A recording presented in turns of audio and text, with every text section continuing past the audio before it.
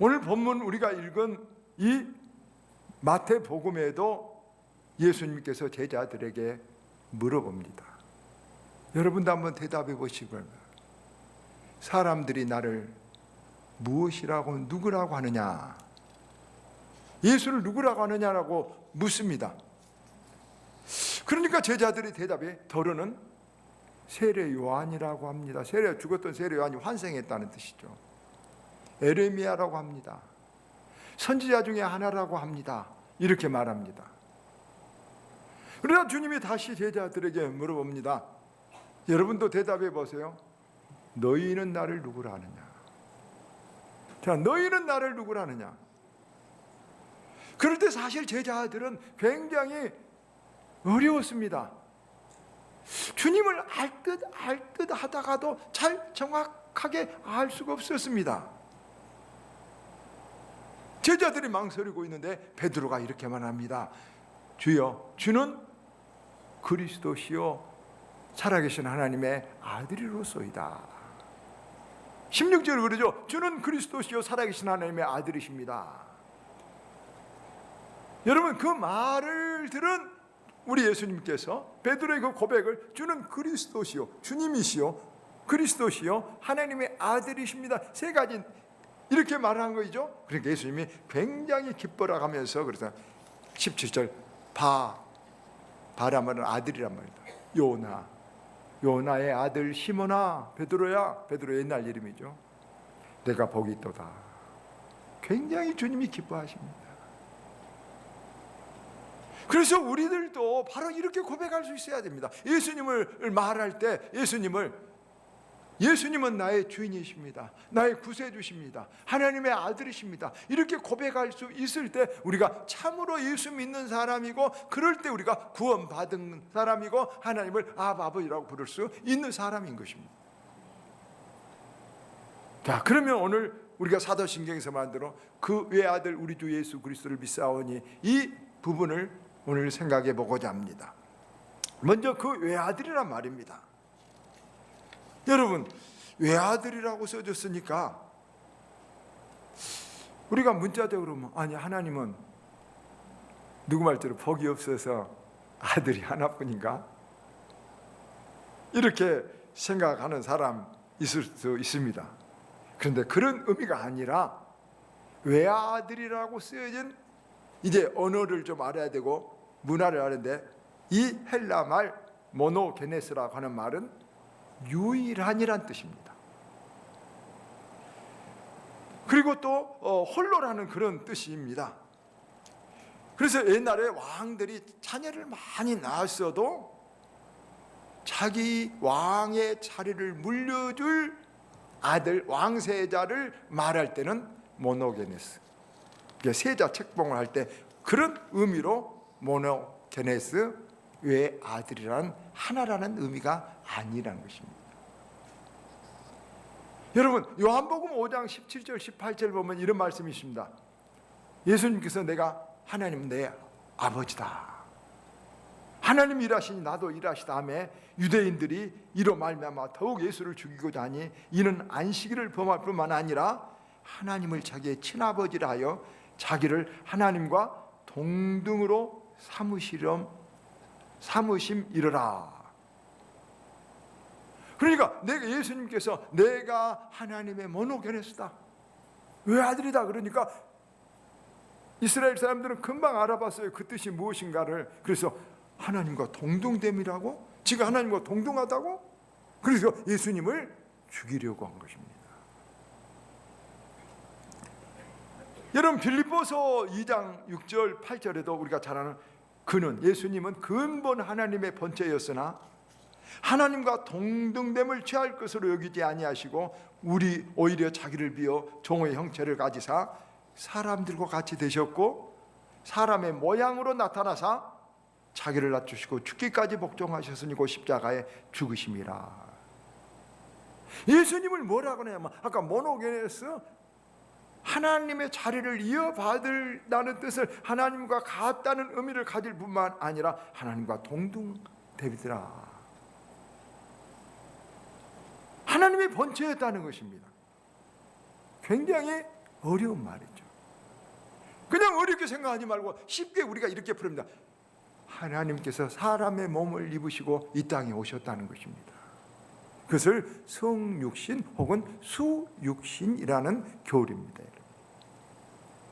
여러분, 이 부분이 바로 우리 기독교가 가장 깊은 어려운 부분이요, 가장 심오한 진리요, 여러분 받아들이기 가장 힘든 믿음의 벽이라고도 말하는 사람들이 있습니다. 여러분, 이 부분을 우리가 믿어지고 받아줄 수만 있다면, 예수님은 하나님이 인간의 몸을 입고 오신 분이라는 것을 믿고 받아들일 수만 있다면, 우리는 성경의 다른 어떤 부분이든지 다 쉽게 받아들일 수 있습니다. 여러분, 제가 대학생 때 CCC 선교회를 할 때 CCC 교재에는 이런 이야기에서 저도 은혜를 받았습니다. 어떤 사람이 예수를 믿는데 다 예수님의 교훈도 좋습니다. 예수님이 하신 일도 다 아름답고 귀합니다. 그런데 믿어지지 않는 것이 있습니다. 앞에 말한 대로 어떻게 예수님이 하나님이 되시냐는 말이 뭐입니까? 어떻게 하나님이 인간의 몸을 입고 오실 수 있느냐는 도저히 이것을 받아들일 수 없습니다. 이것은 그냥 철학으로, 하나의 상징으로 그냥 이렇게 여러분 넘어가고 싶습니다. 그러나 성경에는 끝없이 앞으로도 여러분 보면 알겠지만 예수님을 구세주라고 하고, 예수님이 인간의 몸을 입고 오신 하나님이라고 말하고, 하나님과 동등됨이라고 계속 주장하고 있습니다. 이 부분에 걸려서 예수 못 믿는 사람들, 신앙 속에 깊이 들어오지 못한 사람 많습니다. 이 사람도 그랬단 말입니다. 늘 고민하고 그 부분에 예수님은 너무 좋은데, 예수님의 교훈은 너무 좋은데, 예수님의 삶은 너무 아름다우신데, 여러분 예수님이 하나님의 동등됨으로 인간의 몸을 입고 오신 하나님이라는 것을 억셉트할 수가 없는 것입니다. 어찌해야 될까요? 늘 고민하고 있어요. 그러다가 옛날 신장로 길을 걸어가고 있었습니다. 그런데 그 신장로 가보니까 걸어가고 있는데 한 가운데서 개미들이 죽은 큰 지렁이 하나를 물고 가고 있는 것입니다. 개미 수천 마리가 지렁이 하나를 물고 막, 여러분 혹시 그런 거 보셨죠? 막 물고 가고 있습니다. 자, 그렇게 보고 있는데 저쪽에서 이제 차가, 여러분 옛날 신장로에서 트럭이 도라코가 팍 먼지를 싣고 빡 오고 있는 것입니다. 분명히 개미들이 아무리 빨리 지렁이를 몰고 가도, 끌고 가도 10분 20분 걸려야 저 도로를 벗어날 수 있는데 차는 1분 안에 당장 다가오고 있습니다. 위험한 거 있죠. 그러니 여러분 어떻게 해야 되겠습니까? 여기서 이 사람이, 개미들이 수천 마리, 만 마리가 여기 있는데, 개미들아 빨리 도망가, 빨리 지금 트럭이 오고 있어, 너희들 위험에 처했어. 말해도 알아들습니까? 못 알아듣습니까? 못 알아듣습니다. 여러분 못 알아듣습니다. 그런데 여러분 이 사람이 그때 탁 반짝 영감이 들었습니다. 여러분 어떤 영감이 들 수 있습니까? 어떤 생각이 들었습니까? 내가 만약에 개미라면 개미의 언어로 개미에게 가서 지금 이 사실을 급히 알릴 수 있다면 알려서 이 사실을 지금 빨리 알려주겠다. 내가 만약에 전능하다면. 그 생각이 딱 들었습니다. 그러니까 여러분 그 순간 내가 개미로 가서 저들에게 이 위험을 지금 알릴 수 있겠구나, 내가 전능하다면, 내가 하나님이다면, 그 순간 그는 깨달았습니다. 아하, 하나님이 우리 인간이 죽을 길로 가고 있습니다. 지금 죽음이, 우리 지옥이 지금 우리 입을 벌리고 우리에게 다가가고 있습니다. 다 헛된 일을 하고 있습니다. 다 잘못된 일을 열심히 하고 있습니다. 죽을 일을 위해서 지금 다 달려가고 있습니다. 이걸 가르쳐줘야 되는데 어떻게 가르쳐줘야 될까 생각하는 것이 바로 이 사람이 그때 깨달아, 내가 만약에 하나님이라면, 천지를 창조하신 분을 내가 믿는다면, 그 조물주가, 창조주가 있다는 것을 믿는다면, 내가 사람으로 내가 돌아가서 사람들에게 그 위엄을 알려줘야 되겠다. 그것이 바로 수육신하신 예수님이라는 것입니다. 근데 여기 하나 더 있습니다. 제가 이제 이것은 제가 보탠 것입니다. 이 사람은 여러분 한번 생각해 보십시오. 이 사람은 뭘 했습니까? 그 지렁이와 개미를 한꺼번에 떠다가 여러분 위험에서 고쳐줄 수도 있습니다. 그러죠? 그럴 수도 있습니다. 그런데 여러분 그 개미를 여러분 그 문제를 해결해 줄 수 있지만 개미를 대표할 수는 없습니다. 우리 인간은 다 죄를 진 죄값을 치러야 된 공의로운 하나님 앞에 다 저와 여러분은 죄가 사실 여러분 하나님 앞에 모든 여러분 죄가 다 까진다고 생각해 봅시다. 요즘은요 밖에만 나가면 비디오로 사람이 5분 안에 걸어가는 것들이 다 촬영돼서 축적되어 있습니다. 여러분 하나님께서 요한계시록 보면 우리의 모든 행위들을 전부 다 알고 우리 행위의 책이 그런 다 기록되어 천국에 있다는 것입니다. 두려운 일이죠. 무서운 일입니다. 정말 두렵습니다. 여러분 두렵지 않습니까? 목사인 저는 두렵습니다. 목사인 저도 두렵습니다. 무섭습니다. 하나님이 나의 모든 마음을 아시고 나의 모든 것을 보신다면 자신이 없습니다. 그 죄값을 해결해야, 그래서 우리를 대신해서 할 수 있는데 대표를 해야 됩니다. 그래서 대표는 그와 똑같은 존재해야 되겠죠. 그렇죠?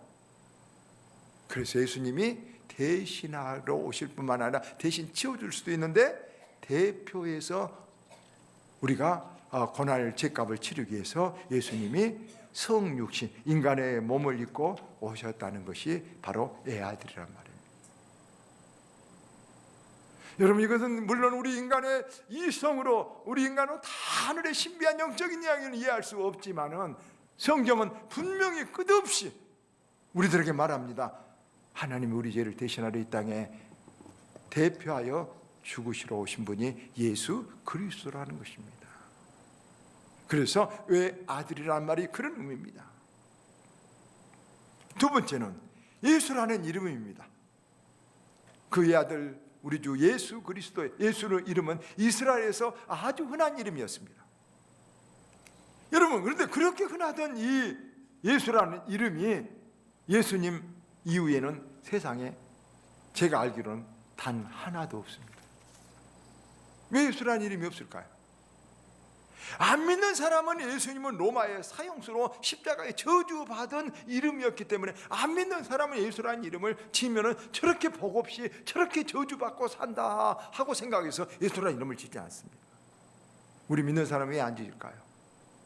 감히 거룩한 그 이름, 세례 요한 말대로 신들매를 풀기도 감당한 그 거룩한 이름을 너무 커서 지을 수가 없는 것입니다. 당연합니다. 그런데 이 예수라는 이름을 누가 지어주셨다고요? 누가복음 1장 31절은 천사가 나타나서 마리아에게 수태고지라면서 이럽니다. 그 이름을 예수라라. 하나님은 구원이시다. 그런 뜻을 일부러 이렇게 지어줍니다.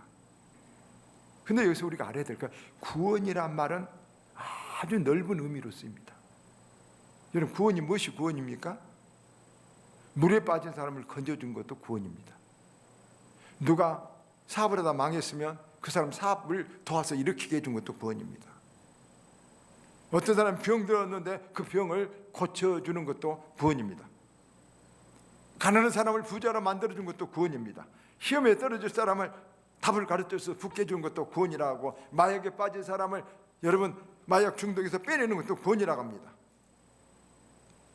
그런데 이스라엘 사람들이 아까 예수라는 이름을 많이 쓴 이유는 뭐냐 그러면요, 바로 이런 구원, 그것은 전부 다 대부분 복받는다는 것. 사업했다가 일어나고 병들었다 고침받고 물에 빠진 사람들 건져주고, 이런 의미에서, 그런 기복적인 의미에서 사실 예수라는 이름을 많이 썼습니다. 복 받으려고.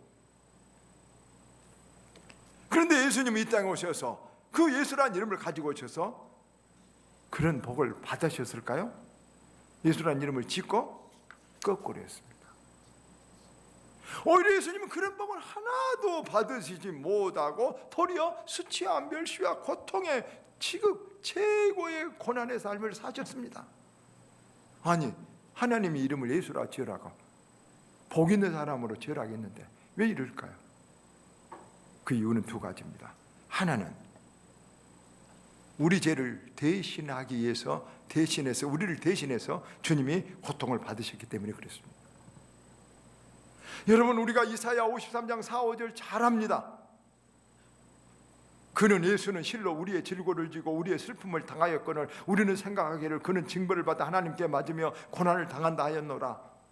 그가 찔림은 우리의 허물 때문이요 그가 상함은 우리의 죄악 때문이라. 그가 징계를 받음으로 우리가 평화를 누리고 그가 채찍에 맞음으로 우리가 나음을 입었도다. 아멘. 그렇습니다. 예수란 이 이름을 가지고 예수님은 복은커녕 어마어마한 고난을 당하는데 그것은 저와 여러분 우리들의 고난을 대신해서 그런 것이라고 성경에서 말씀하고 있는 것입니다. 이름을 잘못 지은 것이 아니라는 것입니다. 그러니까 다른 사람이 예수라고 이름을 지었던 것은 하나님의 여러 가지 그 구원의 의미, 기복적인 것을 받으려고 했지만 예수님께서 예수라고 지은 것은 다른 사람을 구원하시기 위해서 예수라고 지으셨다는 이런 말입니다. 두 번째, 또 하나 예수라는 이름이 구원자라는 이름을 쓴 것은 진짜 구원이 무엇인가를 예수님을 통해서 보여주시기 위함입니다. 예수님을 보고 예수님이 막 기적을 행하니까 혹시 저 사람이 메시아다냐 구원자다냐 기대도 했습니다. 그런데 가만히 예수님을 보니까 예수는 집도 없이 살고 가난합니다. 총도 칼도 없이 뭘 어떻게 구원해 준단 말인가. 말을 타신 것이 아니라 애들 장난감 같은 나귀를 타고 있습니다. 예수님 주위에 혁명을 일으켜서 만약에 할 사람들이라면 구원자라면 예수님의 제자들 보니까 전부 다 못난 어부나 논팽이들입니다. 도덕적으로 맨날 창기나 논팽이나 병든 사람들하고 예수님 친하고 돌아다닙니다. 그러니까 이 사람들 딱 보니까 예수님에 대한 기대가 어긋났습니다.